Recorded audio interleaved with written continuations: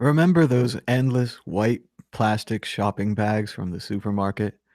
I hated to waste them and would stuff them in under the sink until the day would come when there would be too many and I would open the cupboard door and they would bulge out, sliding all over the floor. Luke used to complain about it. Periodically, he would take the bags and throw them out. Then I think I used to dress like that. That was freedom. Westernized, they used to call it. They've been turned up now by the searches through hospital records, or most likely since most hospitals destroyed such records when it became clear what was going to happen. There were postcards too, with pictures of the hotel on them, and you could write on the postcards and send them to anyone you wanted. It seems like such an impossible thing now, like something you'd make up. Such songs are not sung anymore in public, especially the ones that use words like free. They are considered too dangerous. They belong to outlawed sex. We lived as usual by ignoring. Ignoring isn't the same as ignorance. You have to work at it. Nothing changes instantaneously. Oh, good morning. I didn't see you guys come in. I was just reading a little bit from my notes and news from The Handmaiden's Tale, a book that I think everyone else has read, or they're watching the popular TV show, and I'm the last one in town to read. But I started reading it, and it's haunting. The main thing I like about it is these little notes back to the old times, back to whatever happened that some kind of religious group took over society, or at least the part of the world she's living in. And these little notes where she's like, yes, we used to have that. And yes, we used to have too much of that. And it's just a very interesting book. So enjoying it. Handmaid's Tale. Very popular book. I'm certainly the last one to the party. It's like just reading 1984 now. You're like, oh yeah, I heard about this book, 1984. Really good. But still, what can I do? I got to read it. I got to get through it. But we've got about 45 viewers. Just ask everyone to give us a thumbs up and a share. And people that are moderators to stop posting links to other videos. Come on, we're watching this video. And let's get started today on Bitcoin Talk Show. Today is Monday, August 27th, 2018. My name is Thomas Hunt, and here's what's happening today in Bitcoin. The price of Bitcoin is up 0.49% in the last 24 hours, with a last of 6,740, a high of 6,754, and a low of 6,639. That's $1 for 14,831 Satoshis. Clearly on the other side of the 15,000 Satoshi barrier. And as you know, this is one of the key leading indicators for the price of Bitcoin. If the price of Bitcoin goes below 15,000 Satoshis, it means that it's worth less than 15,000 Satoshis for a dollar. That's what it means. Checking out the top 10 altcoins sorted by volume, weighted against the price of Bitcoin. Ethereum up almost a quarter of a point. Bitcoin Cash up about 3/4 of a point. EOS up 3%, 3.5%, with Dash also up 4.25. Ethereum Classic down 1.5%, with Ripple up 1%. Litecoin up 0.5 point. Ontology racing ahead, up 5.81%. Zcash rounding out the top 10, up 0.5 point. We also see gains below that in Qtum and Tron, up 3% respectively. Something called Nano down 15%, just on the edge of the top 10. Checking out the top distributed applications. Seems like they've had a rush of usage, maybe people coming online on Monday after taking the weekend off. The two exchanges, IDEX and Fork Delta, lead the pack with 1,650 and 1,100 users. FOMO 3D rounding out the top three with 500 users, followed by Ethereum and CryptoKitties, both with around 500 users. The very popular Bancor falling to 302 daily active users. Checking out the blockchain activity on blocktivity.info, we've got EOS, Steem, and BitShares, followed by Ethereum, 53,000 unconfirmed transactions, while Bitcoin is about half full with 42% of the blocks in use. As always, you can support the World Crypto Network at our Tallycoin fundraiser, where we're saving up Bitcoin and we're hodling until we reach $1 million to spread the word about Bitcoin. You've seen our shows, you know what we do. We spread the word about Bitcoin. So if you want to help us, donate now to our Tallycoin fundraiser. We've received 0.06812 Bitcoin towards our goal of 1 million. We are now 0.05% of the way there. Thanks to our most recent donor, 0.01559563. Thank you so much for your support.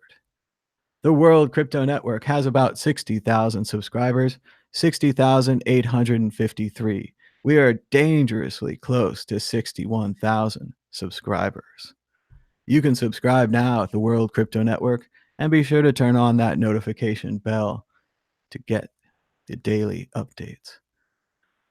Sad story today is our top story. Of course, the media is still talking about the McCain funeral and so on and so forth. It's unfortunate that the president has chosen to raise the flag already. Uh, Such a horrible personal grudge, such a despicable personal character to raise the flag already on McCain. But that's not what I really want to talk about today. I just thought that was personally insulting. And again, I don't support McCain, right? I didn't believe in what he believed in politically, but still keeping the flag down for a seated senator who died until their funeral seems like standard practice. To do otherwise is insulting. But yeah, like Jeremy says in the chat, obviously we need to ban guns again. So before we even get into it, do we need to ban guns again? I don't know. But I am just exhausted by these shootings. This one, it's a bunch of normal guys sitting around playing Madden, and they're at a Madden tournament. There's all this, challenge and so forth. They've played against each other online. They've been practicing for this. They seem like relatively okay guys. They're into the video game. And one of them loses, pulls out a couple of handguns and just starts shooting up the place. I don't know why this is happening. Obviously, I think the guns have a part to do with it. You guys are going to disagree with me, and I think that's fine. And I think that's what we're really going to discuss today if we discuss this issue, which I'm just bringing it up. Um, I just don't know what to do on how to take these things anymore. I mean, it's nightclubs, concerts, video game tournaments, and yes, I suppose they could all be brainwashed, false flag, Manchurian candidates, and maybe some of them are the Las Vegas thing. I don't know a lot of these things. So, but still at the same time, even if they are, we need to disarm these Manchurian candidates. I don't know. I don't know what the solution is here. But what I want is, if we talk about this, is to talk about it solution based. That we have some kind of problem in America. I don't know if it's the people or the training or the schools or conflict resolution, or people aren't happy, or this guy was on Adderall. I don't know what's contributing to this, other than the fact that guns are real easy to get and it's seen as a solution. And maybe, certainly I like violent video games. So you're not going to get me saying we should ban Grand Theft Auto or that this is John Madden football's fault. I'm not up for either of those things.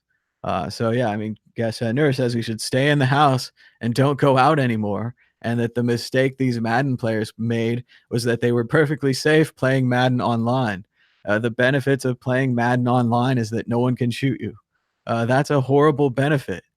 Especially, again, we're talking about Madden, which is, football is a violent game. People hit each other, but this was not a Counter-Strike tournament. This was not a shoot 'em tournament. So violent video games kind of applies, but doesn't really apply. What we're really talking about here is the soul of competition. This guy was a competitor. He had won a Madden championship. They have a little picture of him they keep showing on the news. He could have won this championship. I don't know, but he lost, and his solution to losing was to pull out guns and shoot his fellow competitors. Like, whether or not it's a video game tournament, whether or not we're pro-gun or anti-gun, the facts seem to be this, right? He lost and he shot. So I don't know if that's an American thing, if that's a Baltimore thing, if that's a video game. I don't know where this idea is coming from. I don't know if that idea is the problem. I don't know if the guns are the problem. I don't know if the media, the character, the culture, Is it a lack of religion? Is it too much religion? I mean, is it? I don't know what these things are, but I'm curious about what you guys think about this issue, and I think we should talk about it because it involves video games, and we're into video games, and we're into Bitcoin, and uh, all this kind of thing. So, yeah, Roger was on DeRose this morning. We should talk about that. I tried to watch it. I couldn't watch it. But let's see.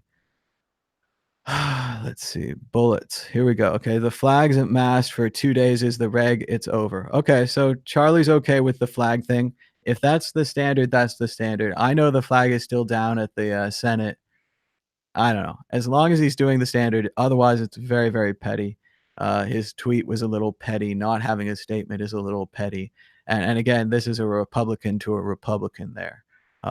I'm essentially, as a not a Republican, arguing for better treatment of McCain than the Republican president. But yeah, they had some disagreements. So atomic swaps. Let's see. Jeremy says, okay, so bullets, ban bullets.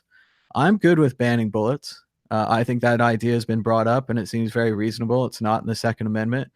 So if you couldn't buy any bullets and if you had to, get your bullets when you go hunting, I've heard of a theory, thing they might do a serialization of bullets.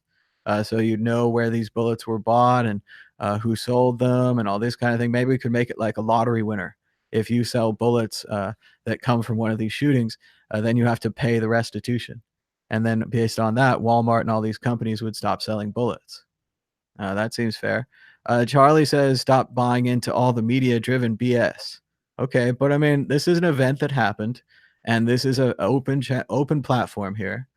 No one's being controlled. I don't have a side in either of these things. I don't think that what we say here is going to move the conversation, but I do think we should discuss it. So, Audio Video Tweaker, he loves the MSM. Yeah, people watch it. It's the video game's fault. They were playing a video game. And they say, okay, violent video games. Chester Copperpot says, ban the lunatics with guns. The problem is, how do we know which ones are the lunatics? It's pretty interesting. People are leaving. That's good if you don't want to talk about this or anything else. Stay in the house. Guest at Nur, an idea. The helmets were not thick enough, says Booker Guy, which is interesting with what could be going on there. Bunny Money says we could cut everyone's fingers off. That seems like a solution. It was the trigger finger that caused this. Again, the complaining about free shows. And again, we talk about anything that you guys call in. So when we open up the calls in like a minute, we'll talk about whatever. But what are we going to talk about here? Charlie, here we go. How many children must die before you ban the guns? Answer, all of them. Well, at least he's taking a side, right? He's 100% taking a side. Let's see. He's worried about Phase Rug. I'm sorry, I don't know who that is, but yeah. A Peak says desperate people do desperate things. So I agree. Something mentally was wrong with this guy. Bread. He was a footballer, lived in Baltimore. I don't know, played this video games. This guy's, how desperate can you be playing a video game? Well, we got to figure he thought he was the best at this game, and he went to this tournament and he wasn't the best. I have a bit of just a logistics question. He lives in Baltimore. The tournament was in Florida. So if he drives down, I guess he brings the pistols for self-defense. Or if he goes on the bus, maybe he takes a bus down, brings the pistols for self-defense. Or does he plan this whole thing from the beginning and purposely drive down to bring the pistols? Because if he rode an airplane, he couldn't bring the pistols. I don't know how weak the gun laws are in Florida, but it's unlikely that he just bought guns that day. It's not the kind of thing where he lost the game, went to the snack bar, bought a gun, and came back. It's not that weak. But anyway, I think it's an interesting topic. Let's see. A Peak says he's a spoiled brat. That could be. Something's mentally wrong with the new generation. Again, all the old generations say that, so it's a total cliche. But maybe they're deranged. Maybe the having everything iPad generation leads to these kind of people where I lose at video game, I start shooting.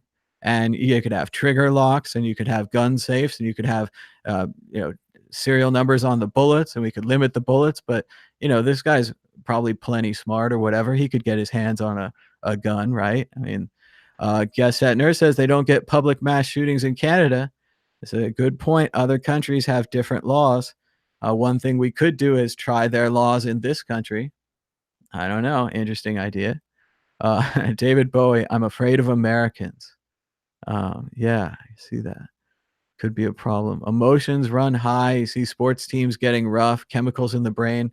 It is about competition. I mean, it's not like, I mean, the guy could have been just a normal football player on the field and he got tackled or he dropped the ball or, didn't score the touchdown, pulls out a gun, starts shooting people. I mean, it happened in the movie Last Action Hero, if you want a visual reference. Um, Copperpot feels like he needs to drive to work in a tank, but he's being sarcastic. But still, I mean, people are a little worried this does keep happening. Forreston says bullets are a great store of value. Second Amendment doesn't protect bullets. You figured it out. Yeah, yeah, it doesn't. It doesn't even really protect guns. Let's see. Jeremy says the lunatics are the politicians. Tunes in my head says more guns equals more death.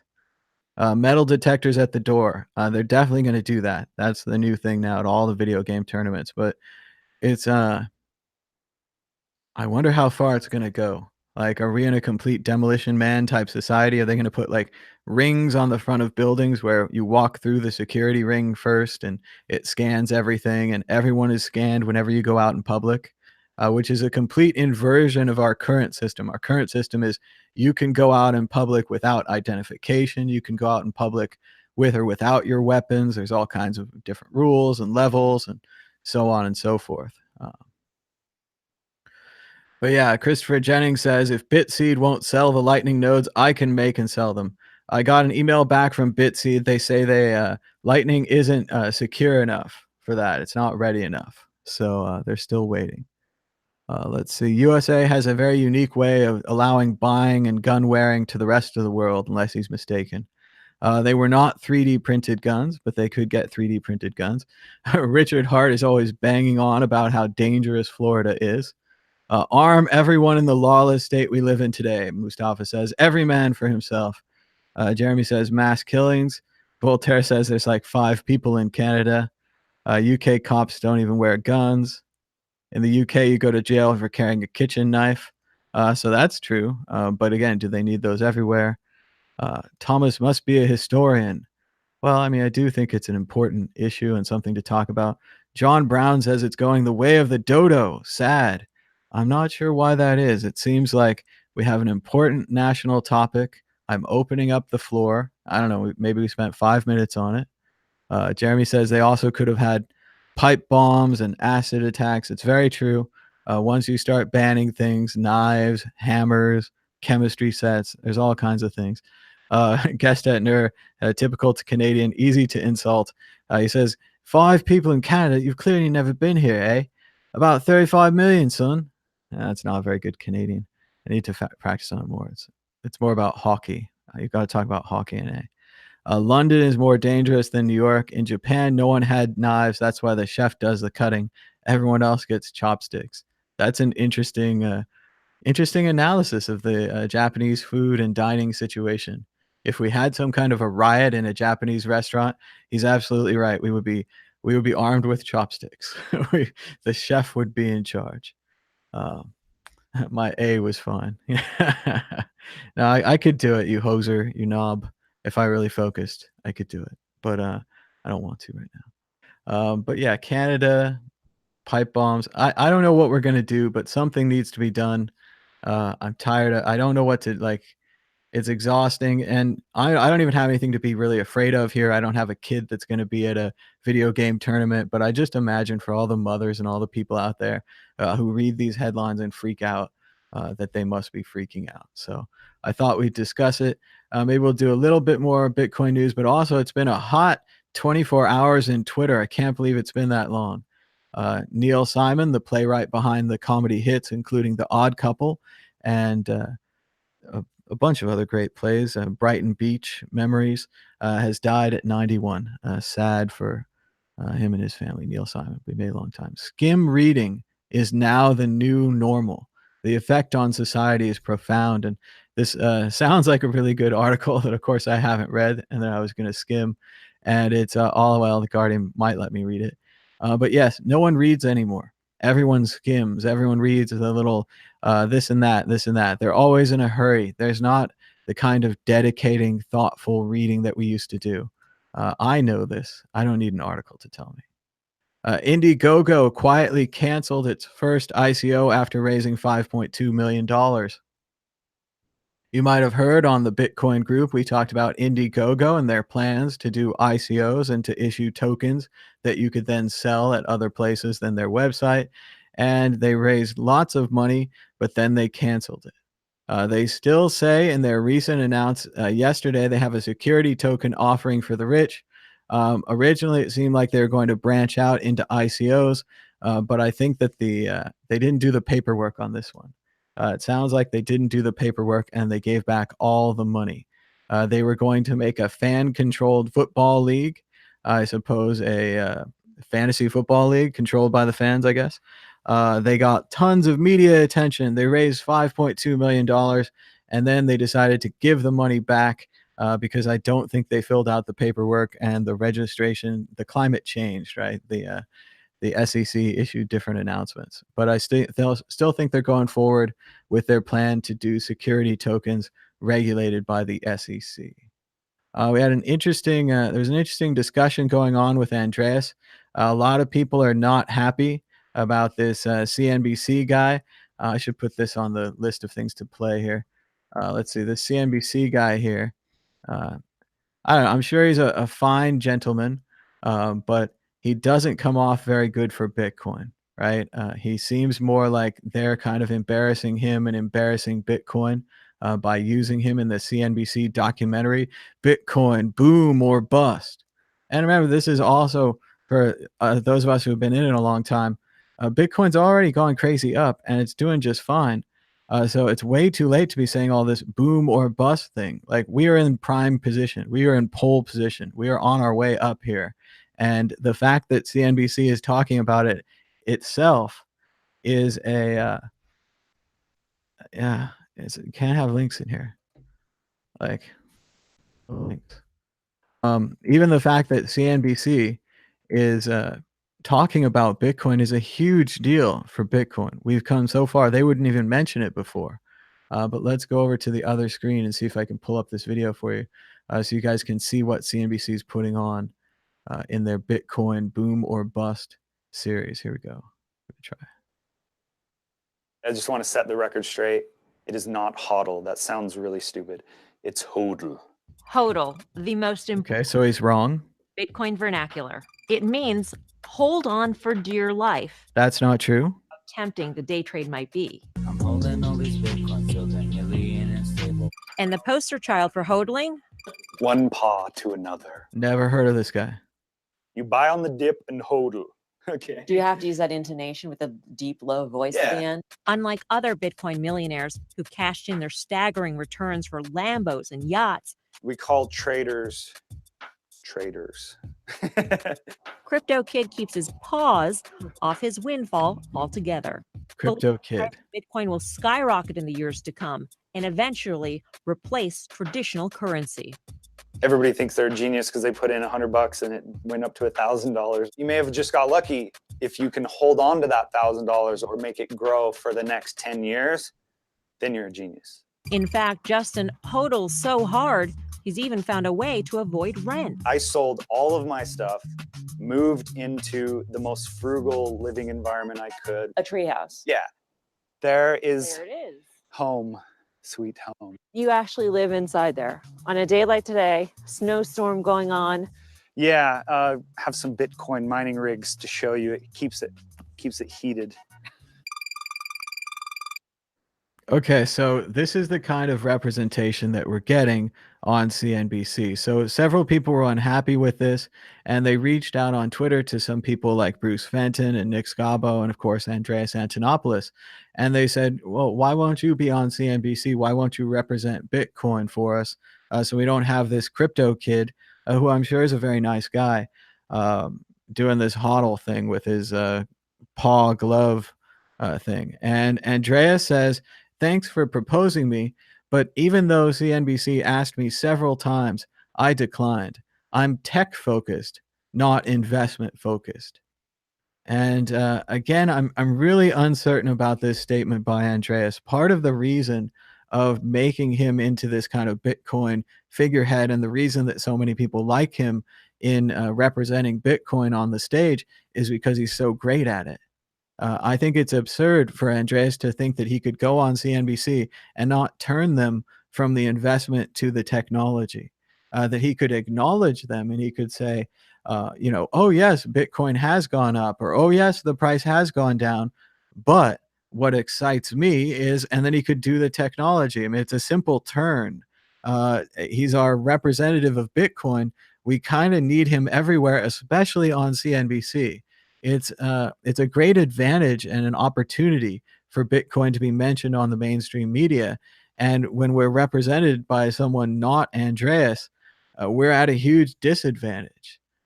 So I disagree with Andreas's stance here and not talking about Bitcoin. As Jackson Miller writes to him, he says, "Is it really the right move to pass up on a chance to speak to an audience that could benefit from your message just because you might have to say no comment to a few price questions?" And Andrea says, "Yep," I mean, kind of matter of factly. And I'm just not so sure. I know he's, certainly tired and he's been doing lots of interviews and he has the problem of too many interviews and too many calls and so on and so forth. But when him saying no in some slight way leads to this guy representing Bitcoin on TV, I think it's all a disadvantage to all of us. So it's too bad. And people are all like, yeah, he's being a contrarian and so on and so forth. No, I'm expressing my actual opinion. I've disagreed with Andreas several times in the past, publicly and on Twitter and so on and so forth. And I'll keep doing it when he makes mistakes like this. I think it's a disadvantage to all of Bitcoin whenever Andreas is not speaking for us. And if we can't have Andreas, let's get somebody else. But somehow it fell to Crypto Kid. So good try, Crypto Kid. Next time, think about Bitcoin more. Think about representing as well. He could have put a suit on. If he's a millionaire, he very easily could have bought a suit. He didn't have to wear those gloves and the hat. It almost seems like he took a bet to represent Bitcoin poorly, but I don't know. Moving on. I found out Fear and Loathing in Las Vegas was on Netflix. That's pretty cool. You can watch it right away.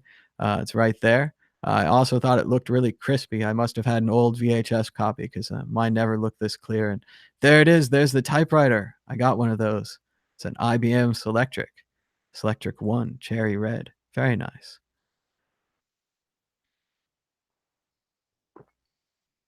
Meanwhile, we've got a technology update on Bitcoin.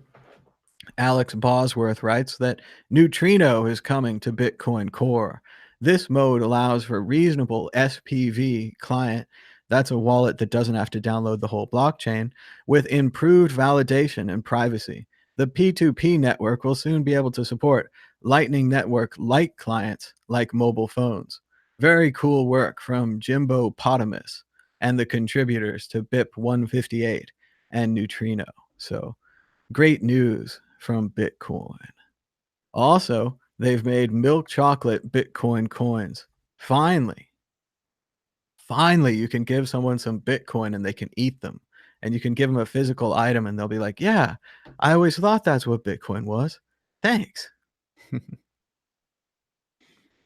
Marty Bent writes, Bitmain will be the Icarus story of crypto. Got too hubristic. Thought they had more clout than they actually have. Flew too close to the sun. And is quickly plummeting back to Earth as a result. Dramatic prediction from Marty. Crypto Graffiti writes, we've got more positive press. All right. Bill Cosby is using Bitcoin to keep creditors, government, and his wife at bay. Desperate to salvage what's left of his $500 million fortune, Bill Cosby is allegedly converting cash into cryptocurrency. Wow. Terrible. But again, maybe this is another great use case for Bitcoin. People having a divorce, people wanting to hide money can use Bitcoin because it's like cash. You could put it on an open dime or a Trezor or a ledger. You could lose it. You could be hacked. You could be ignorant. There's all kinds of options that you can do when you have Bitcoin. So maybe it's a negative, maybe it's a positive. But Bill Cosby is another story where I still can't get over his fall from grace. He was such a positive role model in the 80s and the 90s. Then he was kind of not when he was fighting with Spike Lee and other people about what kind of words they could use. And he was speaking out against rappers. And it didn't really make any sense. It seemed holier than thou back then. And now it seems really odd that he had these personal problems and he was going after everyone in the press. Shout out to Langley mathematician Katherine Johnson, who has a 100th birthday, and she helped send man to the moon.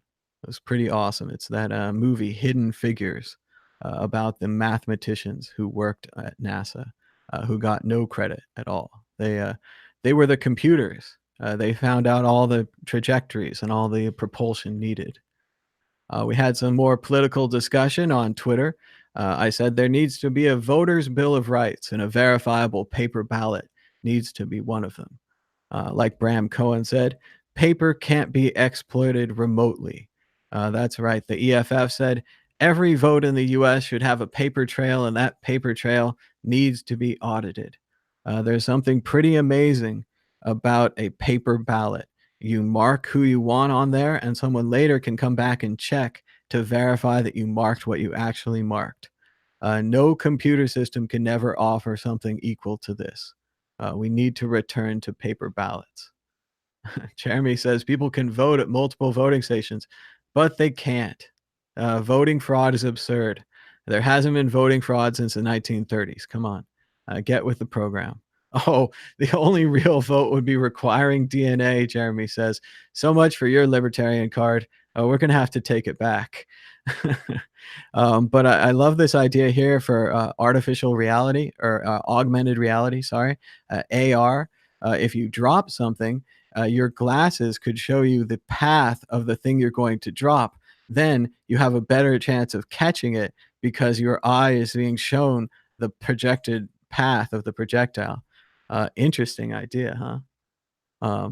There we go. Charlie says you can dip your finger in ink to prevent them from voting twice. I'd also be in support of that. It's much easier than collecting everyone's DNA. And yeah, no one, Aaron says, yeah, no one cares enough to break the law to vote. It's not, voter fraud is almost non-existent. I don't want to bum you out, but it's less than 0%. It's a false issue because unfortunately one party can win if less people vote. So go ahead, bring up the article, people in North Carolina with illegal voting. Okay, here we go. Here we go. North Carolina, illegal, 19 people. Okay, so 19 people voted by mistake, right? Come on, really? Like 19 false citizens? Come on, give me a break, guys. You have nothing to stand on. There is no voter fraud. Come on, Jose, it's absurd. Now, I'm not saying they don't change the votes on the tabulating machine. I'm just saying that the average person is not. In the 1920s, they had this thing, vote early, vote often. And it was they voted by mistake. Their papers weren't valid. Who cares? It's 19 people. It's ridiculous. You really think that the immigrants who have nothing in their lives are in this massive conspiracy to rig the vote? Come on, guys. I can't take this. But no, they used to have this thing in the 20s where the mob boss would get a bunch of people, put different clothes on them, drive them around from polling place to polling place, and let them vote a bunch of times. It was a mob voting thing in Chicago, and that was a real thing. That's when voting fraud was a real thing. Fun side story, they think that might have even been how Edgar Allan Poe died, because they found Edgar Allan Poe in different clothes that weren't his. And one of the things that they would do is they would give these people different clothes, and they would dress them up, and they'd go to the next polling place, and they'd dress them up, and they'd go to the next polling place, and so on and so forth. They would also get them drunk for free. So Edgar Allan Poe, a famous drunk, might have gone on a bender as one of these vote early, vote often campaigns, and that might have been how he died. So it's pretty interesting. Oh, you guys are upset. Okay. hacking into the voting booth is different than voting fraud. Voting fraud is a false conspiracy that people use to reduce the amount of people that can vote. What you do is you say that there's a problem at the polling places. We have voting fraud. Therefore, we need to institute voter ID or something more draconian. Then you reject people from voting. Then one side wins, the other side loses. Get it out of your head, guys. There is no voting fraud. It's absurd. Like there is rigged elections, but that's the other direction, right? You have to be precise with your language. If you're going to come in here saying voter fraud, that means that the actual voters themselves are voting multiple times or somehow involved in the conspiracy. If you want to say that the voting machines are bad, that the tabulating machines are bad, all of those things, that's fine. But really, come on, individual voters, individual human beings pushing buttons, rigging an election of millions of people. Give me a break. Come on. It's absurd. You don't need an ID to vote, though. You guys have to go back to what voter ID is and what these requirements are, what the poll tax was. You guys are acting ignorant now. Before the Civil War, there was things called poll taxes and so on and so forth, which were designed to stop people from voting. That's why we don't have the ID requirement, because lots of poor people happen to not have IDs, as well as lots of old people who don't drive anymore. So to protect them, and as well as this idea that you don't have to have state verifiable regulation to vote, which is you'd think would be a libertarian idea. I'm surprised you guys aren't on this. But again, you can go look all this up, or you can believe in your bizarro century theories, whatever you got going on down there. Shout out to Kevin Smith. The doctor told him to lose 50 pounds, and he lost 51 pounds instead. Kevin Smith is looking great. Way to go, Kevin Smith. It was very concerning when he had a heart attack not too long ago, and it's much better that he's looking thin and doing well. A nationwide prison strike. And it's funny because I heard this whole thing how they weren't writing articles about this, but here's an article about the prison strike in the New York Times. People are starting to realize how disgusting it is that human beings can be paid pennies. So that's seems like progress. Seems like progress to me. But you guys seem to think up is down and down is up in the chat today. So, but we'll stick with it. We're going to talk about Samson Quits a little more. There's this funny graphic that came out. I'm not sure if it supports Samson or Roger, but it makes the whole thing seem pretty absurd, especially Roger. So. Tata Lalicious read this recently. She said, "Never make fun of someone if they mispronounce a word. It means they learned it by reading." Interesting. Interesting. There's some kind of censorship issue going on over at RBTC. They even removed one of the funniest videos ever made, the Bitcoin Cash behind the scenes story. Roger's whole narrative is built on "I'm being censored," while at the same time censoring people on his own subreddit. So interesting. More and more people are speaking out against Bitmain because they're having problem developing Bitcoin chips. Yes, it's interesting for a company that has chips for cryptocurrency mining to fail to deploy a new chip since 2016. It's been more than 2 years. There's no new chip for Bitmain. Grant Pardee writes, "Bruce Wayne didn't become Batman until he was 30. It doesn't matter how old you are. There's still time for a full-blown dramatic goth phase." Funny stuff. Let's see, more and more from the censorship on RBTC, where it's interesting. It says, "I was neutral on Craig Wright, but patent trolling Bitcoin is where I draw the line. This is completely unacceptable." They also said, "The cult of core dilemma. What the F is wrong with everyone? Put a fork in ABC version 18. It's done. Game over." And why is this sub suddenly dedicated to attacking CSW or Craig Wright? And it is interesting to see RBTC, which sides with Roger Ver, taking sides against Craig Wright and his plan to split Bitcoin Cash into yet another cryptocurrency. Meanwhile, Samson Mao is doing some advertising for the competitors, saying that eBang just announced their E11 and E11 Plus miners. These miners use 10 nanometer chips, and the rumor is their performance will surpass anything on the market. Like Bitmain, eBang is also planning an IPO, except that they actually has new products. Interesting comparison rate here with Bitmain. They may be in trouble if eBang is making 10 nanometer chips, smaller and faster than the Bitmain miners. Let's see. Oh yeah, there's a really cool video about Jason Witten talking about how he analyzes a play and that kind of thing. Also, the Coca-Cola billboard in Times Square is actually three-dimensional. As you can see there, it's made up of a series of cubes and rectangles and so on that give it the appearance of being three-dimensional. You can see it bounce out there and curve back in. Pretty amazing advertisement in Times Square. Uh, of the Coca-Cola company, who's been advertising for a long time. We've got a post-mortem on ICOs, scam coins, marketing hype, pumps and dumps from the recent Bitcoin bull run. This is especially important for newcomers to Bitcoin. Don't ruin your reputation becoming a scammer trying to get others to buy a half-baked token, economics anti-business model.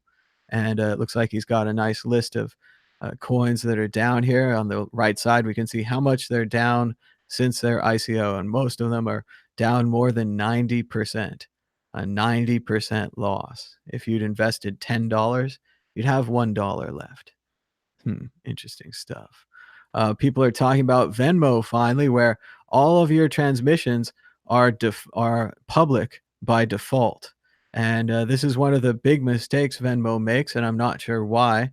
They've created some kind of a Facebook for your money where you can go and, as it says, openly track people who use Venmo too much.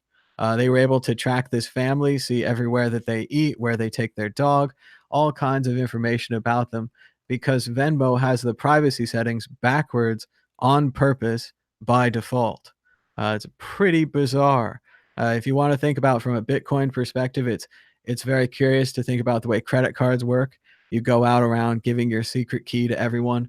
Everyone takes as much money off your secret key that they want. And now on Venmo, it's much the same kind of thing, but even more public, where all of your transactions are by default public. Yeah, you paid back Joey for dinner the other night. You went to this store. You paid for that thing. You bought that. You paid your friends back for this, at that, so on and so forth. It's all public by default. Certainly, you can turn it off, but it's a bad default setting. So it's good to see people realizing that. Hopefully, they'll switch to Bitcoin and cryptocurrency.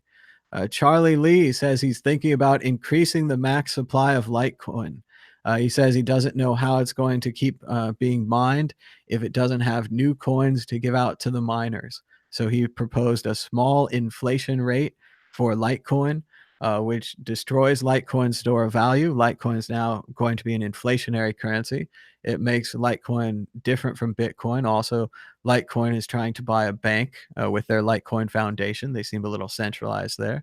And of course, Litecoin has a founder and already has 4 times the units of Bitcoin. When Litecoin came out, it was called the quarter. It was going to be Bitcoin's quarter. And now it'll be Bitcoin's quarter that's worth 24 cents, 23 cents, 22 cents. I don't know. Small inflation to solve the potential problem of running out of mining reward. What do you guys think? Does that completely destroy Litecoin for you? Does that make it more interesting? Is that something we should have on Bitcoin? What are we going to do about the mining problem? So let us know in the comments and the chat down below, and when we do the phone calls. Looks like trouble in hipster paradise, how the toxic work environment behind the scenes of Burning Man is leading to suicide. And I do have several friends that work at Burning Man, and I've talked to a lot of people behind the scenes about it. And it sounded like a pretty crazy work environment anyway. Originally, it was more of a volunteer thing, and it was more of a get to work hard in the daytime, get to party hard in the nighttime kind of thing. Now, a lot of people have worked there 5 years, 10 years, their whole lives. It's become Burning Man, the nonprofit. It's more of a real organization now. People get paid, so on and so forth. And it sounds like people are getting way stressed out, and it's not ending well. So Hopefully Burning Man can fix this. We'll give them a chance. Andy is still talking about technical analysis. He says people believe there's a 25% chance of Bitcoin going to 1,300. Andy says they want to tell you this so that they believe that they know something, which if they did, they'd be rich from trading. So it seems very curious that people who are not rich from trading telling other people how to trade. There's this very cute movie about this little girl getting adopted. I don't want to show it to you guys though, because you got no heart. You'll like go all crazy, like like in some kind of competition to see who has the least heart. Oh, we can't read the Financial Times today. That's too bad. But there was a great article by Bruce Schneier. Click here to kill everybody. Good stuff from Bruce Schneier, security expert, author of Secrets and Lies, as well as the classic of the industry, Applied Cryptography. He's writing about the Internet of Things and how incredibly insecure it all is, and how it can all be hacked, how all of the thermostats have default passwords, aren't able to update their passwords, can't have their firmware updated. Bobby Lee was just posting about an IoT thermometer type device that he'd purchased, which only 2 years later, the company's completely out of business. There's no way to use the thermometer. It completely stops. So it's pretty interesting what's happening with IoT. It kind of mirrors the development of the internet, where we went in all directions all at once. And we didn't think about security. We didn't think about Facebook, what it would be like 5 years, 10 years. I mean, I did. I complained, but no one listens to me. But still, the mainstream was like, let's get it done. Let's get it done now. And the same thing now is happening with IoT. It's a new frontier, as most of us call it, the internet of hackable things. And they're really proving that right in the rush to rush these devices out as they get dumber and dumber and easier to hack. Like Alan says, if I had an accurate way of reading charts, the last thing I'd do is tell anybody about it. He's got a good point there. And Japanese Bitcoin mining firm GMO has stopped mining Bitcoin Cash. It had mined 0 bitch during July, instead directing all of its hash power towards BTC. Good stuff. Good stuff. And there's one more tweet. It's the tweet for the show. So we did it. We got through the Twitter account. We talked about the major issue of the day in the media. We even talked about McCain a little bit. There's no topic that we will shy away from today on Bitcoin Talk Show. We bagged on Venmo. We told you to stop skim reading while we continued to skim read. And we talked about Bill Cosby using Bitcoin to keep his creditors, government, and his wife from his $500 million fortune. Dun, dun, dun! Which again is a huge advertisement to everybody else who's getting a divorce. This is like when Chuck Schumer went on TV and told people to stop using the Silk Road. He was basically advertising to everyone that the Silk Road existed. So yes, if you're having a divorce, you could always, I don't know, don't have to, but Bill Cosby seems to be using Bitcoin to keep creditors, the government, and his wife from his money. Could you do this too? I don't know. You have to check it out. We looked at the mainstream media today, checked out their Bitcoin stories. It's all about the price. The price, the price, the price, the price. So really quick, upside calling, bearish bets on Bitcoin futures hit a record low. So that's a good indicator there from Omkar Godbol at CoinDesk. Let's go straight to the view. The bearish net positions in the Bitcoin futures markets hit a record low last week, validating the argument put forward by technical charts that say the cryptocurrency has likely bottomed out around 6,000. A break above 6,800, the psychological resistance, would bolster the already bullish technical setup and would open the doors to $7,000. A move below the ascending trend line seen in the 4-hour chart would weaken the bullish case and could yield a drop to 6,230. Dun, dun, dun. It could go both ways. Watch for Bitcoin to move explosively higher when this market signal flashes. What's it going to be? Is it almost Lambo time for Bitcoin investors? Everybody's so funny with the jokes. the Lambo-loving faithful across the internet are any indication, Bitcoin hodlers have been surprisingly patient during this nightmarish year. As you can see from this Reddit post, they've also kept their sense of humor. Ha ha ha, this is somebody's Lambo. I don't know. But yes, it could happen. Bitcoin could turn around. Let's see. Tom Lee still thinks it's going up until emerging markets begin to turn, that there is some correlation of Bitcoin and emerging markets. And it looks like emerging markets have been going down and Bitcoin has been going down. So that's the link. Tom Lee is still sticking with his call. Bitcoin higher than $25,000 a coin this year. He thinks Bitcoin could end the year explosively higher. From CNBC Market Watch. Meanwhile, on the other side, the Wolf of Wall Street warns investors of the big next trap, Bitcoin. So Jordan Belfort, who's known for selling penny stocks and pleaded guilty to stock manipulation, is predicting disaster for Bitcoin. So it depends which way you want to take this, but this might be a positive indicator for Bitcoin. And he's been warning about Bitcoin for 6 months, for at least a year, at least for a couple of years. So this is hardly new. He must have done some new interview. Meanwhile, on the other side, Bitcoin at 60K. It's a matter of when, not if, says Bobby Lee. Interesting commentary from Bobby Lee, much like FunStrat's Tom Lee. Bobby Lee is very bullish for Bitcoin. Meanwhile, the Indian authorities nab high-profile Bitcoin scammers. They're still working on that Indian case with the fraud involving the actors and the ICO, and they took the money and they just put it in their own bank accounts. That's a great story. Still developing, but they got their man.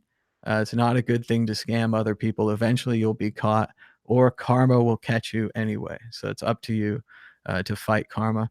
And finally, our funniest story of the day, newsbtc.com seems to have no sense of humor or doesn't know what the voices on South Park sound like. And they think that this internet meme is actually South Park. Okay, so Pratik Demiri, you need to edit your article, maybe just take it down. Because it says South Park features Bitcoin margin trading on BitMEX, mainstream exposure. And you're saying to yourself, that's too good to be true. And the reason it is because it is. It's just a ridiculous internet meme. And yes, it's a very funny internet meme. But as they say in this article, a South Park episode on cryptocurrencies and investment fraud, which came out earlier in this year, 100% false, right? 100% false and wrong. And a South Park episode that's easy to parody to be about other things came out this year. And like some of it was about financial fraud and other things. But they believe in this article 100% that this is a real South Park episode. The South Park episode, again, saying that it's the South Park episode, went around the community. So here it is. I've got it for you now. I'm going to play for you what NewsBTC, which remember, NewsBTC used to be just one guy. It was like the World Crypto Network. He was one guy and he was in favor of Bitcoin. He went and wrote articles and he was interested in it. Then he got tired because it's hard to do this if you're one guy, and he sold it to some company. And some company is running it now. And it's just like all the other news sites. And obviously they're hiring random guys. And this isn't this guy's fault. He probably lives in another country. He's never heard South Park before. But here it is. According to NewsBTC, the real South Park episode that's about cryptocurrency, except it's definitely not. But it is funny, and we'll try to play all of it, especially the second half. They really got me going on that. So here we go. You're so full of crap, Foley. What? I did sell at 10x before we dropped the FUD. Excuse me? My name is Chad. I want to report investment fraud anonymously.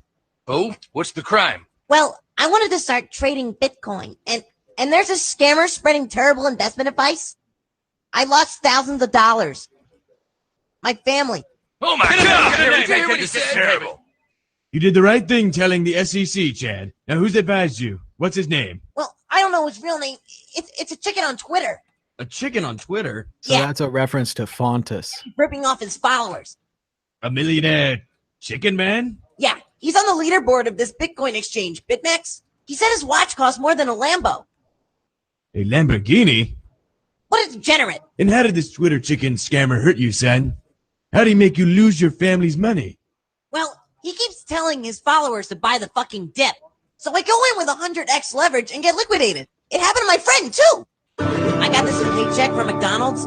The Twitter chicken gave me his BitMEX referral link, and I want to go long on Bitcoin with 100x leverage so I can make it to Lambo land. You want to open a high leverage long position at the top of the bear market? Yeah, go hard or go home. Balls deep. Fantastic. A really smart decision, young man. Let me just load up your BitMEX account. All right. What we're going to do is wait until the next green candle, market buy, no stop loss, 100x leverage, and then profits through, and it's gone. And it's gone. What? It's gone. You're liquidated. Does he warn you when he exits? Well, yeah, but I forgot to put his tweets on alert. I was working drive-through. It was stressful, okay? That's not the point. He takes Romano to ass-eating orgies in Thailand while I get liquidated. It's not fair. He makes profits buying Bitcoin in a bear market while having orgies in Thailand? Yes. Nice. Nice. What? No, he's scamming his followers. Are you sure he's on the leaderboard? Yeah, And he bought his Lambo watch with Bitcoin profits? I think so. Lambo watch. Nice. Nice. Nice. All right, so there it is. Undoubtedly, Uzi's correct. It is the funniest thing he's ever seen on crypto Twitter. It takes me back to that video they said was banned today. He's a Spanish guy, and he's talking about Bitcoin, and he's all fired up, and he hacked everything. Remember, it was that guy. That's the last one that made me laugh as much as this, the laughing man. But yeah, that was a great little clip. Even though I found it through that ridiculous source where they said that was a real South Park episode.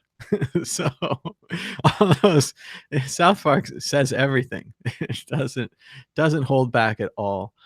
Great stuff from News BTC. Better luck next time, guys. And you can support the World Crypto Network on patreon.com/WCN or patreon.com/madbitcoins or at the support graphic, which we'll show again. But you could pause if you have trouble with your Lambo watch. Maybe you can send it to the World Crypto Network. And super funny stuff.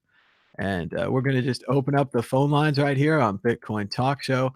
If you'd like to give us a call to talk about anything that we talked about today, from the video game shooting to the John McCain lowering of the flag, to your ridiculous ideas about voter fraud, I'd love to hear it. Or we could talk about Samson Mao quitting that interview, RBTC going crazy, talking about all this stuff. Let's see what's going on. Krista Rose interview. Hello, caller. You're live on the World Crypto Network. What's your name and where are you calling from?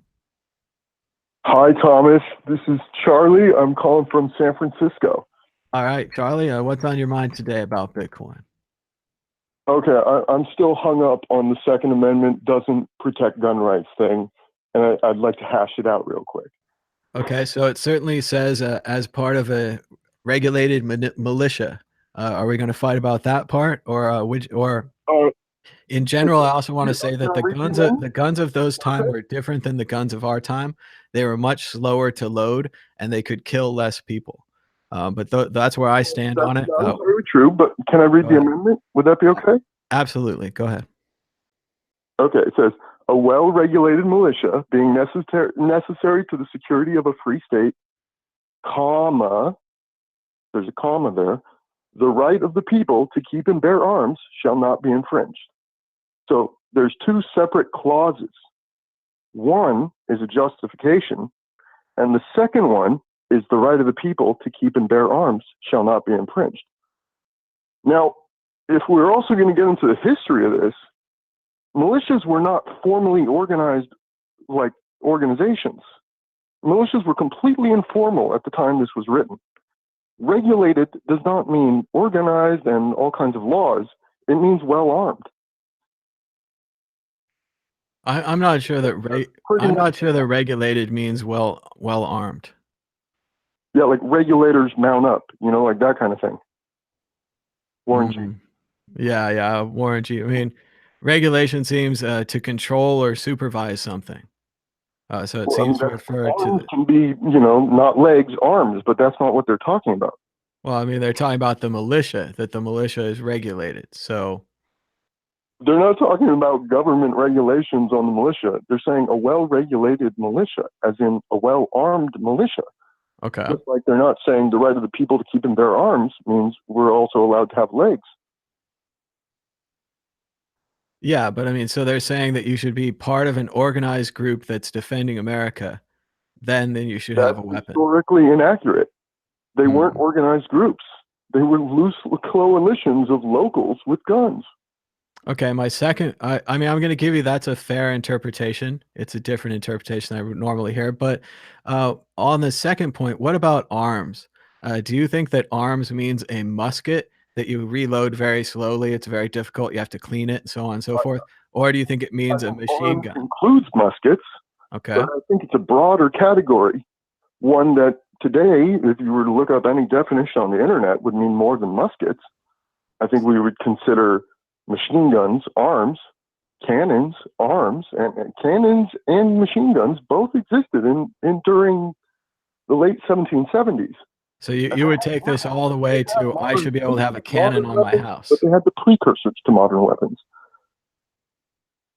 This So- notion that people were just like fighting each other with muskets is not historically accurate.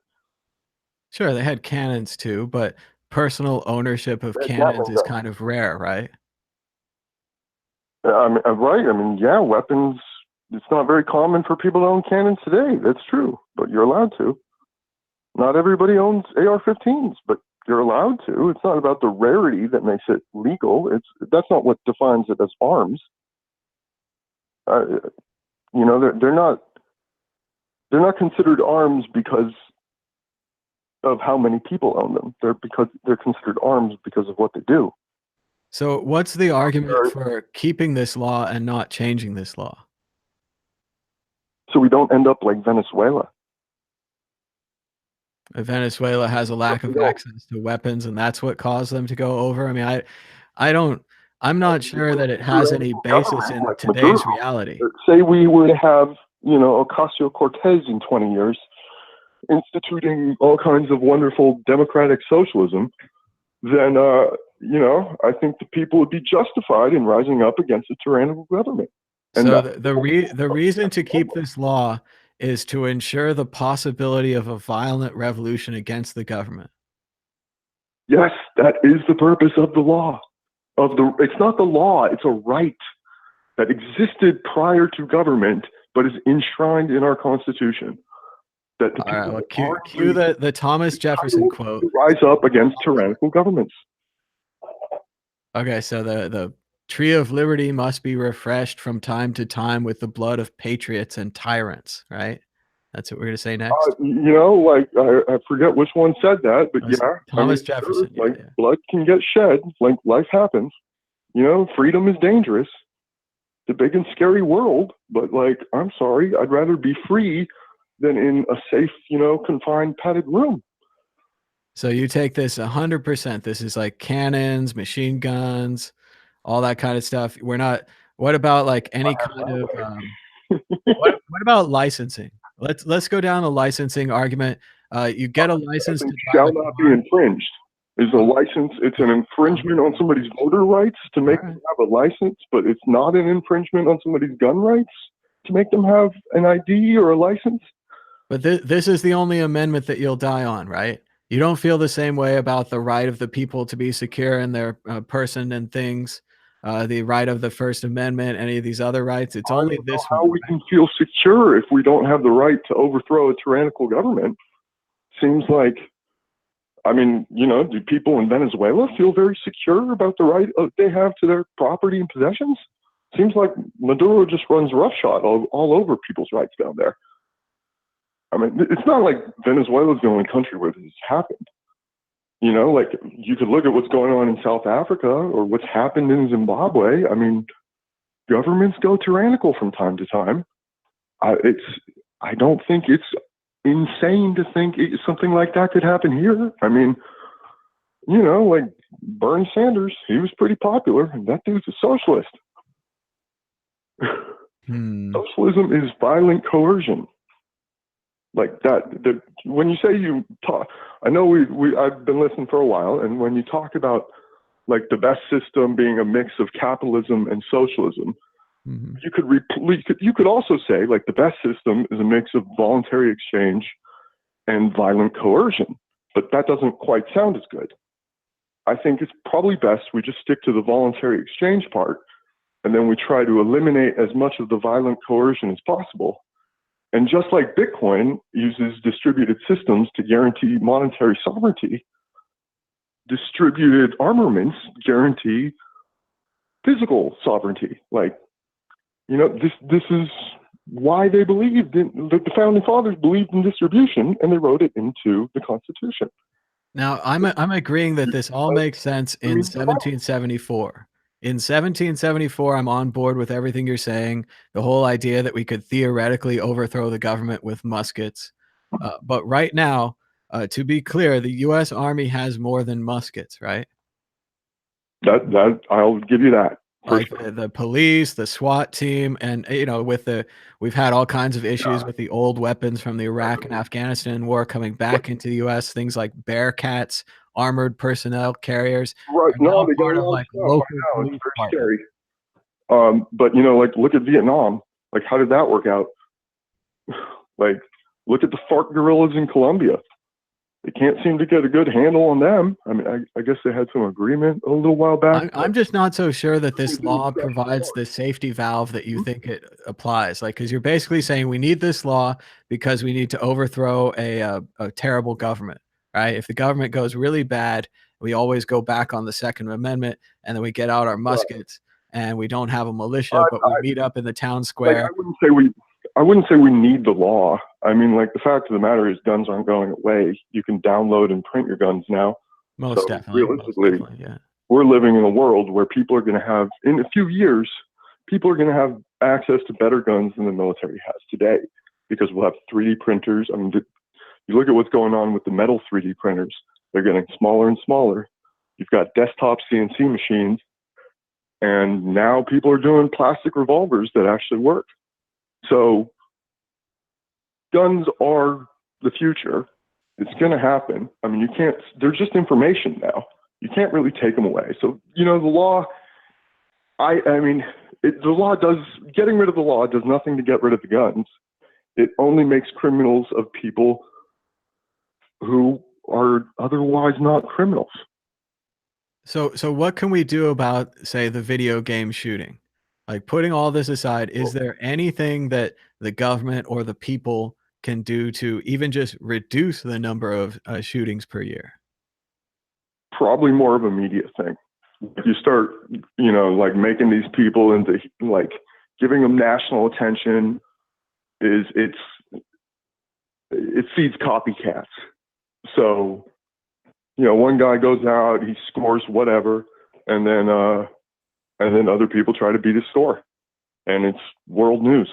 So maybe it's something that shouldn't get covered, but you know, that's not up to me. I mean, people like to talk about it. It's very scary, but it's not a realistic. Like, you're more likely to be killed in a car accident. I agree with that. Yeah, it's like lightning strikes. It's something that we all are drawn to, but you're still relatively safe from all these different terrorist attacks. But it is really, if we wanted to talk about what I could do to make people afraid, this kind of attack, you know, you're at a concert and you get shot, you're at a video game tournament, you get shot, you go to a movie, even like they were watching Batman years ago, and all those people got shot, and it's putting that fear into people's right of association. So does this fear come from the gun? Like, does our right to overthrow and rebel against the government take away our right to go to movies and concerts and video game tournaments? Is that a good trade? No, it's definitely. I don't believe that it takes away our right to go to movies and concerts. Like, I don't really go to movies because the movies are all garbage these days. Sure. In my opinion. But I certainly don't fear public places simply because, you know, there was a shooting wherever, or mass murder at a concert in Paris where they have all kinds of gun laws. Mm-hmm. At the same time, you know, I'm not going to go ride my bicycles through Tajikistan. Like, that was a bad idea. And I think you just kind of have to, like, deal with the realities of the modern world. Like, random acts of violence occur. You can't really plan your life around them, and you don't give up your freedoms just because something dangerous might happen. It's very low odds. Doesn't make sense for something that happens to 0.0000% of the population to dictate the freedoms that we all have. It's, you know, I sorry. And then the thing that does seem, I mean, like, you know, this is a Bitcoin show, right? So clearly some of us see hyperinflation coming. You know, like, I mean, that's what's going to happen when Bitcoin really gets big, like 5-10 years from now. We're going to see the end of fiat currency, and like, that might be kind of a rough time. So, you know, I certainly want to be armed. Well, it's an interesting correlation I'd like to make. I'm certainly the last to the party, but I've just started watching the second season of Westworld. And I don't know if you guys are into the show, and I don't want to do spoilers or anything, but they have, you know, these worlds that you can go to, and you play with these robot cowboys, and you can shoot them and kill them. You can also have sex with them, so on and so forth. In the second season, not to spoil anything, but they do kind of go to a kind of a Japanese world with violent Japanese robots, right? So they're all samurais. And in both of these worlds, like you say, things have changed. When you're walking around Westworld, especially after the first season, but in general, you're in a violent world. Everyone is wearing their gun on their hip. Everyone's wearing their samurai sword at their side, so on and so forth. If you insult someone, if you do something wrong or out of the culture, you could have your head chopped off. You could be shot in the face. You could have a duel, a draw. I don't know if it's, you know, avoidable or not avoidable, but do you see us going this direction? Do you think we'll be in kind of a post-apocalyptic world, and, you know, all this nonsense about guns won't matter because, you know, even I'm going to need my gun to go out shopping or whatever, right? I think that's mostly fantasy.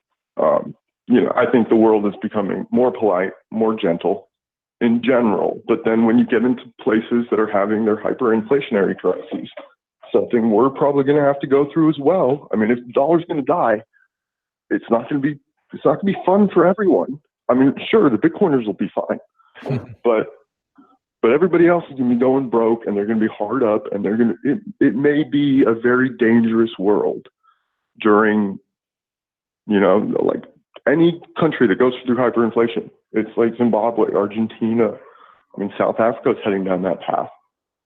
You know, they all, I wouldn't say it's not Westworld. People aren't, you know, out like having violent fantasies exactly.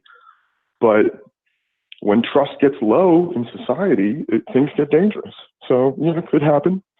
I don't know. Maybe I'm wrong. Maybe it'll all be smooth and happy. But I don't think people are becoming more violent. I think violent, you know, I used to play Grand Theft Auto. Like, sure. You know, I'm not out beating people or doing awful murders or anything. Like, it was a little bit of like, it was fantasy. Some people get carried away. You know, got that shooter guy at whatever in Jacksonville. You know, maybe they have mental problems. Like, people have mental problems. Like, that is what they're saying now in the chat. They're saying I think it's a mental health issue. But what can we do about mental health issues? I know in California here that Ronald Reagan closed all the mental institutions. So you used to have mental state hospitals, and it wasn't the best thing. I mean, we're talking, this is where the shock treatment happened. This is One Flew Over the Cuckoo's Nest, so on and so forth. But they closed all those down, and they put all those people out on the street. And, you know, now they're panhandling, and they say they're veterans and they want money and so on and so forth. But what can we do about mental health in the U.S.? How can we help these people? What would you suggest? I mean, as a country or as individuals? I don't know, a little of both. I mean, I listen to all your gun ideas, and I totally think they're reasonable, and that your interpretation of the amendment's reasonable. I don't know that for me means that we should keep the amendment. I still think you could completely say, well, it's an old idea, and we had a lot of other old ideas, and we use computers now. We're on the internet, and I don't exactly. I agree with you on 3D printed guns as well. I don't think that's stoppable at all. But there's still, like we said, bullets, putting serial numbers on bullets, all the kind of trigger locks, these kind of basic safety issues, having a license to get a gun, having to go to a government sponsored shooting range, do some shooting, having to come in every once in a while. Maybe you lose your eyesight. It's not a good time to have a gun anymore.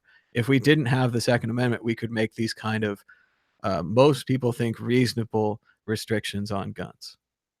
Yeah, I mean, right. It starts out with quote unquote reasonable restrictions until owning a gun just becomes a crime in and of itself, and there's no reasonable way to actually own a gun, and then you've disarmed the populace and you can subjugate them. I mean, they seem pretty well subjugated without being disarmed. I'm not sure that the populace seems pretty happy with watching Survivor and checking out The Bachelor. I think it's working pretty well. So, right. I mean, there are other ways of subjugating people. That's not right. Taking their guns away is not the only way. You can brainwash them. You can censor their information. I'm sure there's things I'm not thinking of, but yeah, like I think I want to live in a free society, and I think fact is, like, the guns aren't going away. I mean, you can talk about putting serial numbers on bullets, but people can reload their, like, people, it's not that hard to go out and fill your own bullets, and reuse your shells. It's, the amount of munitions that's already out there, like, if you think we have like a couple guns per person in America, how many bullets do you think we have? It's not going away. And so if we make criminals out of all the people that are, legally just kind of protecting their own right to self-defense, is that a right? Is that something we should be? Do you believe people have the right to defend themselves? It's when it becomes violent and murdering other people, that's when it changes. I think, as we were saying with the bullet restrictions, I think the real way to do it is the reason you serialize them is because you start holding people at fault. And you just kind of flip the legal system and you say, okay, well, Walmart, you sold this bullet, and Smith & Wesson, you made this bullet, and factory number 5272, you get a fine because your bullet was used in a mass shooting. And I agree that's arbitrary, but if you want to say, how would I shut this down using the legal system? That would probably be the start. Then everyone would stop selling bullets. Everyone would stop making bullets.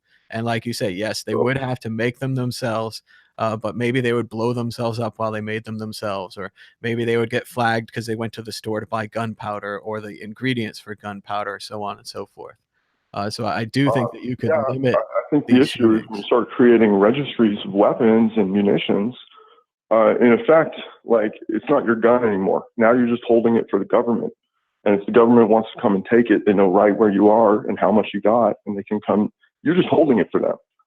And so what's the point of, how do you defend yourself against a tyrannical government when you don't even own the gun? It's just in your house, and they can come get it with their SWAT team anytime they want. I mean, registered weapons it's like an oxymoron. Like, I think I'm glad we're getting to the core of this. So if you I really do think it's about rebelling against the government for you and for a lot of other people, and I'm glad we're being honest about it today, and also I think honest about your chances. But I don't think it's enough. I think the problem people are having is that they don't want to have these shootings all the time. And if they look at other countries like Australia had one major outbreak of gun violence, then they essentially banned guns, and Australia seems fine today. I don't know that Australia's developed the kind of tyranny that you believe it would develop.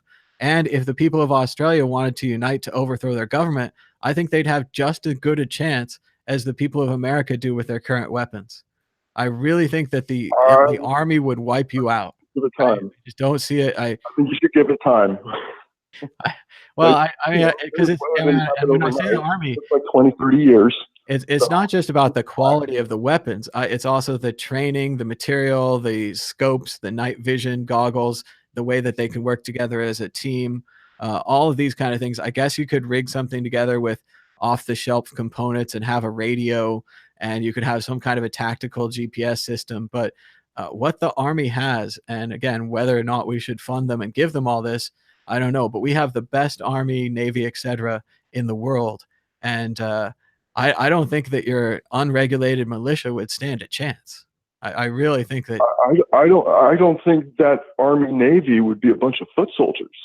You know, I hope not. One thing to go fight a foreign war. It's another thing to turn around and shoot people you know. So the idea that you're going to have our whole Army Navy turn into this oppressive regime of take everybody's guns and subjugate them. I mean, we could never possibly find. I think you'd find that about half of them were on your side. So, you know, like you're maybe not predicting how. I think you're not giving credit to many of the people in the armed forces when you assume that they would just follow these orders. Yeah, I'm not so sure. We'll have to go 50-50 and see how that goes on that. But again, our chances for overthrowing the government are this amendment, and then it's the fact that the army itself would have to betray the army for us to win at all. So, yeah, but I mean, like you said, it didn't work out down in Venezuela, but there were factions of the military that were, you know, flying helicopters and dropping bombs. I mean, that Oscar Perez guy. I'm not saying right. It didn't work out. There's, you know, but give it time. Like I'm sure they'll have a revolution down there eventually. You know, like when people they're still like surviving. But when the millions start dying of starvation due to socialism, which never works anywhere, then you'll find that the motivations for violent revolution, you know, like people will just be killing soldiers, and you know, like whatever. That's could be kind of justified. It's an awful country. I wouldn't want to live there. But yeah, so I think violent revolution is at times justified. That's why we have the Second Amendment, and I don't think we should give up our right to conduct one. Okay. Do you feel we've covered this fairly? I mean, I think we covered it. I thought it was pretty fair on both sides, really. I think we got the both sides of the issue out there and we discussed it. I also think in general we're both against video game shootings, right? We want less of these. Just a question of how we can do that. I think that it might be possible through some kind of, you know, more minor gun regulation, or having a DMV where you have to go in and register and so on and so forth. But you see these as infringement, and you also like have a slippery slope where it's like any kind of infringement leads to complete control. So, yeah, not so sure about. Leads to more infringement. When you cede power, you only end up ceding more power. Okay, then also I'm trying to get this Bitcoin full node up and running on a Raspberry Pi. All right. And I got the chain downloading. Mm-hmm. I don't have any Linux experience. I just figured I'd go online and start reading random articles until I got something going. Sure. But I'm stuck with version like 13 of the Bitcoin Core software. Mm-hmm. And I'm wondering if anybody can give me some tips on how to upgrade it. I've tried sudo apt-get upgrade, sudo apt-get update, and also the like add apt repository, which for some reason keeps giving me command not found. It's a nightmare. Where can I go to get some help with this Raspberry Pi? I want to get SegWit going on my Pi.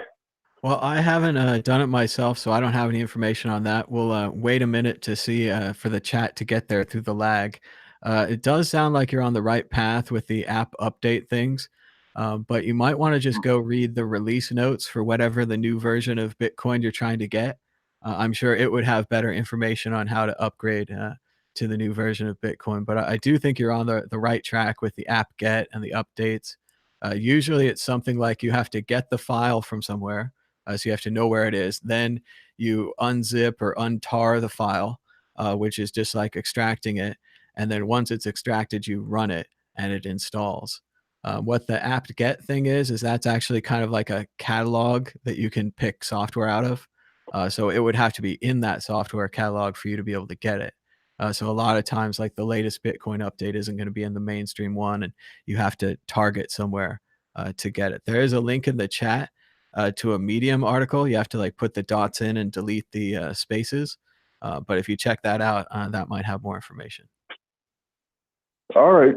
Well, that's all I got for you, Thomas. So, I guess I'll hang up and I'll let you get back to the show. Well, thanks so much for the call, and give us a call anytime, maybe in a couple weeks after this is blown over, or if we have another event or something like this happens. But I think it's important for people that even if they disagree, to just discuss both sides of this issue and try to get it out there. And people in the chat are this and this and that, devil's advocate or whatever. But I just think that we have to improve this world, and that, if we can't improve it because of the law, we need to really understand why we can't improve it because of that law, and so on and so forth. So. Okay. Well, all right. I'm going to get back to listening. Thanks again for everything you do, Thomas. Thanks for the call. I'll call in some other time. Okay. Cool. Bye-bye. And you can call us now on Skype at World Crypto Network, all one word, or at 518-600-1949. We'll talk about anything that's going on here. Are we becoming a Westworld violent place? What do you guys think? Here we go. Hello, caller. You're live on the World Crypto Network. What's your name and where are you calling from? Hey, Thomas. This is John from San Diego. All right, John, how's it going? What's on your mind today about Bitcoin? Oh, I thought we'd talk a little bit about voting and polling places and receipts and good stuff like this. Please tell me you're not going to come out in favor of voting fraud. All right, go ahead. Sorry. All right, broke up there just a second. Sorry, go ahead. You want to talk about voting? Go ahead. Yeah. So basically, I think we agree on most everything. I don't agree with that there's a ton of individual personal fraud out there. I think there can be, voting irregularities, different people that are in charge of the polling places, polling shenanigans. But I think that is a different thing. Sure. Very, very small numbers. Very small. Yeah, very small. And, different than what your typical sort of Trump conservative worried about millions of Mexican voters, illegals voting. I don't believe that. I don't think there's evidence of that. Agreed. So what should we do about voting?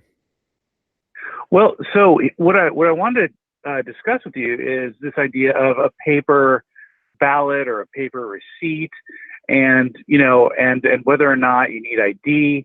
So I'm not a big fan of needing ID for voting, but I would be in favor of it if it provided additional benefits, right? I think that the folks who are really interested in ID right now, they don't understand how voting currently works, where you have a registered voter. You're getting when you're getting authorized to vote when you register, not when you actually vote, right? So they're marking you off the rolls. They're showing that you went to a particular, that you have went to a particular voting polling place, you house, which is in that area, in your name, and you're not going to have somebody vote twice. So that is very well done, and gets 99.999% of accuracy, right? And businesses would be absolutely ecstatic if they had 5 nines of accuracy the way the voting process works.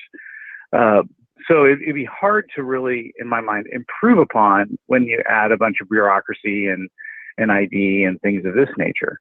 But if you did do, voting a different way, if you used an ID and you were registering yourself with your ID, and your ID had, like many IDs today do, like a smart card with a certificate, you could vote online, from your computer at home. You wouldn't have to go into a polling place. You can have a receipt. You have a digital certificate that signed it.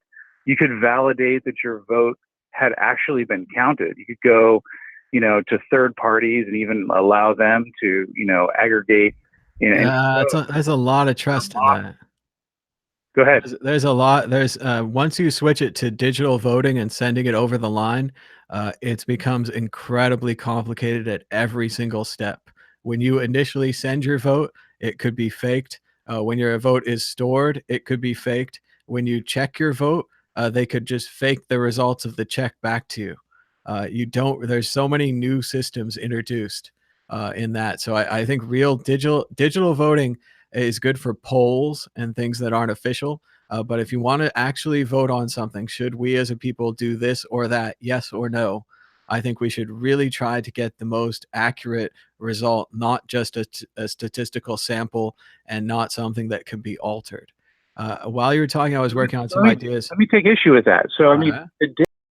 with email, right? You have a digital certificate and you can digitally sign your email. You can, have, non-repudiation to validate that, whoever did send that email is the person who had that certificate. It can't be faked and is digitally signed. So it's similar in Bitcoin, to how it's cryptographically related to the certificates that you own. So it can't be faked and it can be validated. I think that, being a Bitcoin talk show, we can rely on the similar concepts that make Bitcoin so strong to allow a voting system to be that strong. And then you can have a public record of it. You can unlock that public record if you allow it to be unlocked. So I think that could, you could absolutely, and oh, by the way, every government contractor who works for the military has one of these kind of smart cards already with digital certificates. They use it to sign in, and check their government email. They could absolutely use that to vote, and do it online in a very secure way. And yes, it could be centralized. Yes, you could try to do a decentralized method, but I feel like if we used the technology, that we've created for ourselves, you could create a secure voting system that people could trust and verify was accurate. Well, unfortunately, the problem with voting is that it's still decided by the parties. The two parties are the most likely people to control voting, and one of the parties wins when less people vote. So it's not in their interest, any of these ideas. Like right now, I'm going to say a bunch of common sense ideas for voting here. Election day should be a holiday. That way, if you work a job, you have no excuse not to vote. Another idea, registration could be automatic. If you get a driver's license, if you pay taxes, boom, you're registered to vote. Done. All of these things increase the pool of potential voters. But there's a problem because for the one party, they lose if everyone votes. So at every level, what they need to do is to put barriers up between everyone voting. So when we talk about things like a poll tax or a poll ID, which is the same thing, you have to have your ID, you have to have your tax. These are restrictions to make less people vote. Also, when you do things like the whole 19 illegal immigrants voted or whatever, that whole thing, you make people afraid to vote. So you want fear of voting. So you want there to be consequences from the voting system. So again, that's how they win. I'm sorry that you guys are on that side or that's the side you support, but you got to go back to the basics. You can even listen to their own people from their own party saying that, yes, we need less voters. We need discrimination. We need to stop people from voting.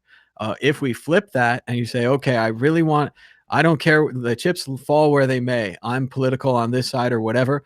I want to get the most accurate sample of the American people. Once you say something like that, then the Republicans are going to lose all the time. That's why we have gerrymandering. That's why we have all of these districts and all these interlocking systems.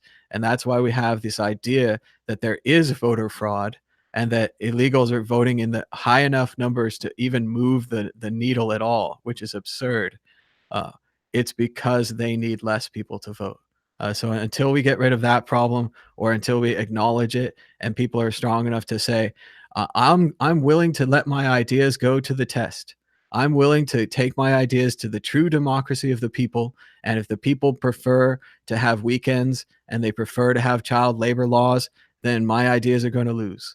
But they don't. So that's where we are on that.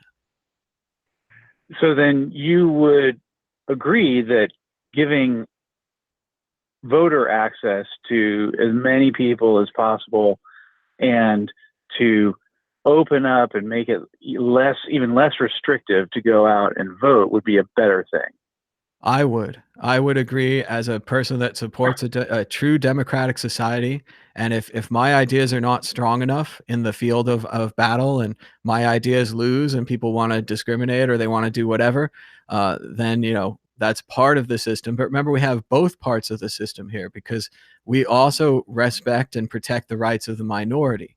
The way that our system was set up, we have the, checks and balances, as well as mainly the representatives in the House of Representatives are based on population, whereas the Senate, you only get 2. These kind of things balance off and try to protect the minority from being discriminated against. So it's a complex system.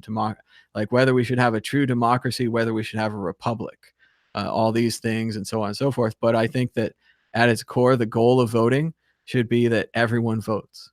Does this mean we should have mandatory voting? And this is a whole thing that people get mad about: mandatory voting, penalty for not voting. Maybe we should. And then I kind of can appreciate some of the, the anarchy folks who don't choose to vote at all. I think it's a little odd. I don't follow that myself, but I understand their idea. But yeah, I think, the thing that I'm proposing here is the notion that if where you're actually authorized to vote, when you get permission to vote, is when you register to vote. And if you could do that and give the Republicans and the Trump supporters and the warts of the folks who are illegals that are voting, if you gave them the bone, hey, look, let's tie this to the ID, but make the ID, such that you could vote from home on a web browser. Right, you could use your digital certificates. Yeah, but that makes us safer while making us unsafe. Register your vote. That gives. Then you don't have to come to a polling place. You don't have to deal with any of these, concerns about having a holiday. It'd be easy enough to do from your personal computer. I still think a holiday is pretty easy. It wouldn't cost us that much to have a holiday. We have holidays for birthdays of presidents, which is just absurd, right? We don't have a holiday for election day. Yeah. Like, that just doesn't make any sense. Even if the idea is to have an informed populace, let's say that you work really hard and you aren't informed, we're going to give you the next 24 hours to read something about the 2 candidates and to choose one of them at a polling place. It seems very reasonable, right? So you still are unconvinced that you could solve this digitally. You kind of need a piece of paper, and you need to go to a polling place to have it happen. Well, you need a piece of paper. You don't need to go to a polling place, because you could have vote by mail. In Oregon, they have a system of 100% vote by mail. Everyone's registered automatically through the DMV, and they have fantastic elections in Oregon. It's much easier to vote. It's much more secure. To rig the system, you'd have to control the mail or control all of the mail dropout points, and so on and so forth. What the problem in Oregon becomes is vote by mail is great, but without open source tabulators and verified hardware, you don't really have an election. And this happened in 2004. There was a county or several counties that were just flipped. Instead of reporting 500 votes for Bush and 250 votes for Gore, they flipped them. And Gore got less votes and Bush got more votes, and he won Ohio and he won the whole election. It might have been a mistake. It's pretty easy to flip 2 numbers. But because they flipped the numbers, the election results were invalid. So we need open source tabulators where we can verify the code. Then we need verified hardware where we can verify that the code is running correctly. Right now, there's a huge black box over all of the real counting of the votes, the scanning, and the scanning how it's counted. And without that, we have no idea what's going on inside there. So I can't help but think that you wouldn't need any of that stuff if everybody voted from their web browser. Well, you got to see how that blockchain with digital certificates. No hardware required. that makes it even harder. If the more black boxes that you put on there, because then you're using a web browser, so I could fake your web browser and make it send out your vote improperly. A specific hack, it's worth it. It's worth it to rig the election. I could fake your ISP. All the votes that go through Comcast, I change them from this to this. When the report comes back, I tell you that the report went fine because I faked the results too. So the same thing at the database level, at the signature level, all of that could be fake. No one's going to verify it. It just increases you can't fake it at the signature level, and you could have if you're familiar with PKI, you know that you can check the digital signature of the remote end. So that doesn't do anything. It's a man in the it's a man in the middle. It's a man in the middle attack. You don't have that the issuing authority isn't the same. It's mathematically related to the certificate that you would have. So there would be no way mathematically to fake it, which is how Bitcoin works, right? Sure, but if I put a man in the middle, and instead of giving you the real signature, I give you the signature from my fake blockchain, you can check it against my fake blockchain, and it's going to show your fake vote is true on my fake blockchain. But because I'm man in the middling you, you're not getting proper information. So you're not making a connection with whatever your system is. So it's as soon as you include digital voting, you include man in the middle. So I mean, we could get into a discussion about certificate authorities and how digital certificates work, and how that would be not a problem, right? But I understand your concerns. I think there is a technical solution to this, and I feel like the folks on the left who kind of reflexively are concerned about barriers being put up, but are not concerned about sort of the security elements.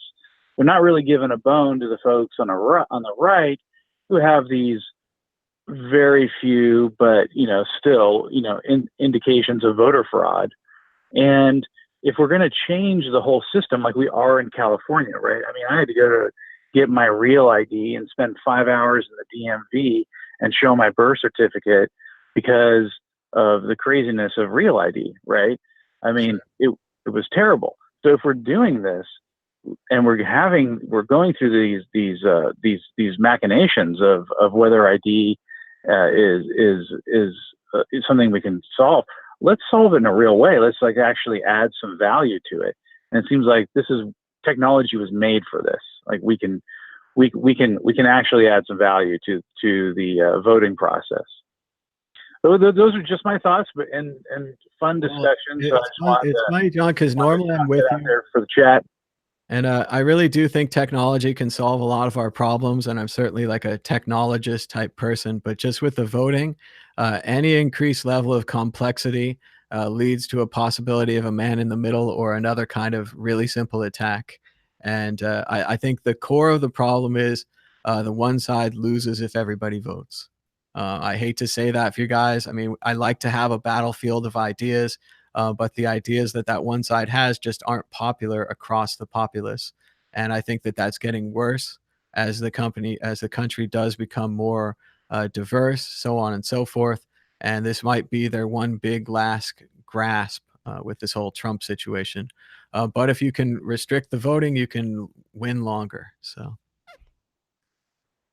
But thanks so much for your call, and definitely appreciate your perspective. So. Good chatting with you. Mm-hmm. Oops, sorry. And you can give us a call now on Skype at World Crypto Network or at 518-600-1949. We have time for maybe just one more caller. It's been a pretty fast show. I talked a lot about the news. We talked a lot about the Second Amendment with the first caller. And I just think in general that we are getting somewhere and that we are making progress. And sure, I had the option not to talk about this video game violence issue, but it kind of seemed right up our alley here. A lot of you guys are into the Second Amendment. A lot of us are into video games. And I think all of us go outside to bars, restaurants, movie theaters, and pizza places, and we don't want to be shot. So it's interesting, the different ideas on this, and I've enjoyed discussing it with you guys today. So if there is one more caller out there, we could do 5-10 more minutes with a caller. Otherwise, I might just recap the day's stories and maybe see what's going on in the chat. What's going on in the chat? Hang the chads. Let's ask Russia for advice on handling voter fraud. Okay. And the Pharaoh says we can go shooting and blow up some tannerite in the desert. I guess tannerite's a type of rock. I don't know. I feel sad for tannerite. But again, I'm a Boy Scout. I'm weapons trained. I know to keep it pointing down the range and load it only, so on and so forth. All those rules. Again, is this a daily show? Yes. We try to run the show every day from 9 a.m. to 11 a.m. West Coast time. People can call in and share their thoughts, or you can just write in your thoughts in the chat. We can see what's going on. People want to go back to land voters. You have to have land to vote. They are interested in the open ledger text solution. Good luck with that. I just think it increases to more problems. Gerrymandering's a big deal. How you draw the lines for the districts. We could also get rid of districts entirely. A representative from Missouri could represent me here in Nevada or something else. I mean, I can change my vote to someone else. That's an option. Getting rid of the Electoral College, that would be quite something. But once again, are we a republic? Are we a democracy? I know people always go back to that we are a republic and that we do try to protect the rights of the minority. But it was so difficult to do with the compromises made in the Constitution and the different, what was going on in the time period, the debate over slavery, the way that they solved that or didn't solve it. They actually kicked the can down the road, right, with slavery. They just said, well, we can't solve it now. We've got to kick the can down the road. And of course, they had a civil war, 100 years later, 150 years later, something like that. So it wasn't long after. It wasn't long after. The voting ledger would probably be centralized with the same problem. So, yeah, why aren't we voting on an open ledger? Jeremy says, democracy is all about forcing the minority to your will. In a way, but also not. Although I suppose he would be arguing for the republic there, and he would go with more of democracy is ruled by the mob, right? Which is what they were trying to avoid in the revolutionary times. They didn't have, for example, the direct election of senators. And there is that idea floating out now where they want to get rid of the direct election of senators and return senators to being appointed by the states, which puts power back in the state houses and takes power away from the people directly. So there are a lot of different ideas out there on how we could do voting and how we could do America. And even the ideas we do have are a bit cloudy because of their attempts to solve the slavery issue, such as the compromise over large states and small states also had to do with slavery. Only a certain number of states could be admitted. This was why Rhode Island with 2 senators, or even Nevada with 2 senators, has the same number of senators as California. Doesn't make a lot of sense. It also doesn't make a lot of sense that they didn't keep expanding the House of Representatives. California should have many more representatives than they do right now. But for arbitrary reasons, they capped the House at a certain number. So it's very interesting what's going on in our government. And I'm glad that we're able to talk about issues like these. I'm glad that we're not in a world like The Handmaid's Tale, where you just can't disagree. And it seems like kind of a religious society has taken over their world. And that would be a bummer if it happened here. But we would try to stop it, right? We would use our guns and you'd be slaughtered. Oh, they say the Ninth Circuit Court of Appeal should be split. I don't know. They gathered for a video game glory. They fled gunfire and chaos. I still think there should be something we should do about this. I know you guys don't want to with the Second Amendment and all that, but it seems like something we should be able to do. Indiegogo canceled their first ICO, but they're still on for the regulated security tokens. They're just waiting to get the legalese right. We checked out the prices of the old ICOs and altcoins. They're down about 90% from the top. That's a hard fall. Wired magazine boldly speaking out against Venmo. Let's see if they say Bitcoin. No, we should switch to Bitcoin. You can't just say Venmo's dead You have to say Venmo's dead, switch to Bitcoin. Get with it. Skim reading is the new normal. Nobody reads anything anymore. This is a big problem. You guys should go rent Idiocracy. Great movie. Check out Idiocracy to see what's going to happen in our future. And do you want those people with guns? I don't know. Bill Cosby is using Bitcoin to keep creditors, the government, and his wife from his $500 million fortune. And I predicted years ago that this would happen, that people would use Bitcoin to hide money from their divorces, from their companies, from their people, like a dictator hiding his money. And now, allegedly, according to Radar Online, it's actually happening with Bill Cosby, the former comedian, the former sitcom star, using Bitcoin allegedly to keep creditors from his fortune. Interesting stuff. We talked about the price because that's all the mainstream media talks about. And it sounds like if it goes up, it's going to go up more. And if it goes down, it's going to go down more. People went to college to learn you that kind of nonsense. So they're talking about Lambos and all the mainstream media because Bitcoin and Lambos are forever linked now.